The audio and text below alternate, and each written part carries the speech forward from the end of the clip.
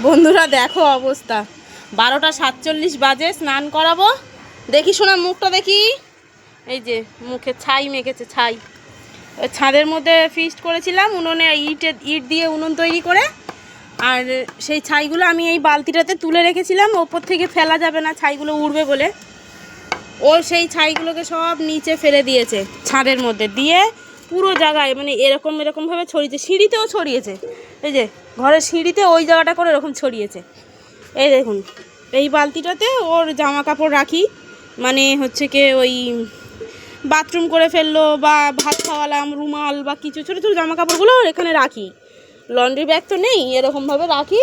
ওই যখন ধুয়ে কেচে টেচে ধুয়ে দিই, এইগুলো নিয়ে ছাদে চলে এসে মেলে দিই। এই বালতিটার মধ্যেও ফেলেছে।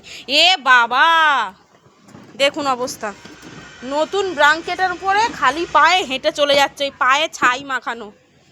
যে ব্ল্যাঙ্কেট রোদ্রে দিয়েছি, এই যে হিসু করে দিয়েছিল, দুখানা ব্ল্যাঙ্কেট রোদ্রে দিয়েছি, ব্ল্যাঙ্কেটের উপর দিয়ে হেঁটে চলে গেল।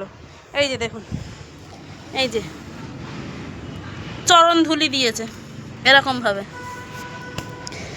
শোনা, এরপরে হাঁটিস না, দেখবি লাঠি নিয়ে এখান থেকে যাস, ওখান থেকে যায় না। ও বাবা, এটা কে? সাঁওতালদের সর্দার তো নাকি? দেখি নাকে কি করেছো, নাকে দেখি, আমাদেরকে তাকাও, মুখটা দেখি। বাহ, কি সুন্দর লাগছে মুখটা। এ পাগলু, চুলগুলো দেখুন, সেলুনে নিয়ে গিয়েও ফেরত নিয়ে চলে আসতে হয়েছে। মানে এই যে চুল কাটাতেই পারছি না।